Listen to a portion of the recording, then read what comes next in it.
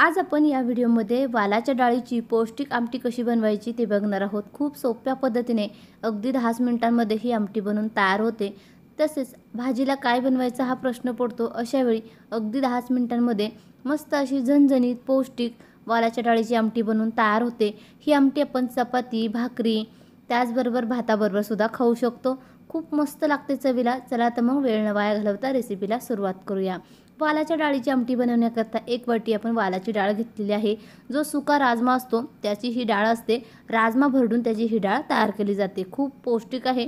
आता आपण वाटण्यासाठी लागणारे साहित्य पाहूया। लसूण घेतलेला आहे 15 ते 20 लसूण पाकळ्या, एक मोठा चमचा जिरं घेतलेला आहे। लाल व हिरव्या मिरच्या मी एकत्र करून घेतलेल्या आहेत। तुम्ही फक्त हिरव्या मिरच्या सुद्धा वापरू शकता। एका छोट्या खोबऱ्याचे तुकड्याचे काप करून घेतलेले आहेत। तसेच कोथिंबीर घेतलेली आहे। सर्व साहित्य आपण मिक्सरच्या भांड्यामध्ये टाकून घेऊयात। घरातील मोजक्याच साहित्यांमध्ये ही आमटी बनवून तयार होते। खोबरं देखील एकदम जास्त वापरायचं नाही, कमी खोबऱ्याचा वापर करायचा आहे।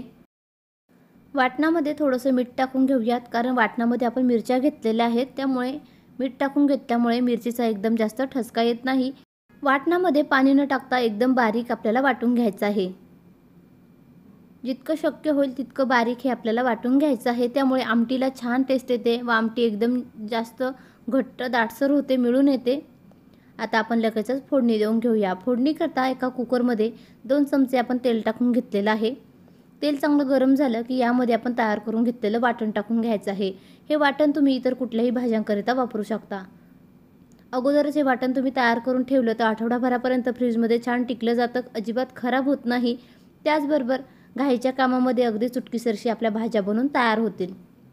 अर्धा मिनिट हे वाटण चांगलं आपण तेलामध्ये परतून घ्यायचं आहे, कारण लसूण व हिरव्या मिरचीचा कच्चेपणा कमी होऊन चांगले परतले जातील व आमटीला देखील खूप छान चव येईल।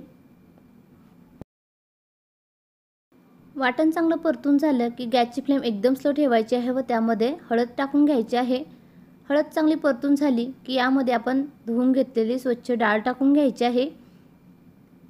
आपल्याला आमटी कितपत बनवायची आहे त्यानुसार इथे तुम्ही डाळीचे प्रमाण कमी अधिक करू शकता। डाळ चांगली वाटणासोबत परतून घ्यायची आहे। खूप मस्त सुगंध सुटलेला आहे। डाळ चांगली परतून झाली की यामध्ये वरून आपल्याला गरम किंवा कोमट पाणी टाकून घ्यायचं आहे, त्यामुळे डाळ एकदम मऊ शिजली जाते।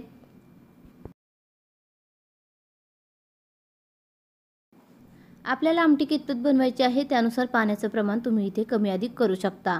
आता चवीपुरतं वरून मीठ टाकून घेऊयात। आपण अगोदर वाटणामध्ये मीठ टाकून घेतलेलं होतं, त्यामुळे आता अर्धा चमचा मीठ टाकून घेतलेलं आहे। मीठ टाकून पुन्हा एकदा डाळ चांगली मिक्स करून घ्यायची आहे।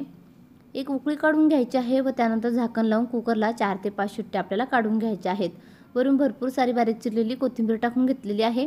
पुन्हा एकदा कोथिंबीर चांगली आमटीसोबत मिक्स करून घ्यायची आहे व ह्या पाण्याला चांगली उकळी काढून घ्यायची आहे। पाण्याला चांगली खळखळून उकळी आलेली आहे। गॅसची फ्लेम मीडियम ठेवायची आहे व झाकण लावून कुकरला 4 ते 5 शिट्ट्या आपण काढून घेऊयात। कुकरला 5 शिट्ट्या काढून घेतलेल्या आहेत। कुकर पूर्णपणे थंड करून घेऊयात। मस्त अशी वालाच्या डाळीची आमटी बनवून तयार झालेली आहे। मस्त घट्ट दाटसर झालेली आहे, तुम्ही बघू शकाल।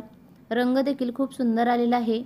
तुम्ही देखील माझ्या पद्धतीने एकदा वालाच्या डाळीची पौष्टिक आमटी नक्की बनवून पहा।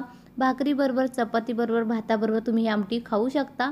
भाजीला काय बनवायचा हा प्रश्न पडेल त्यावेळेस एक वाटी डाळीपासून संपूर्ण फॅमिलीसाठी ही आमटी एकदा नक्की बनवून पहा।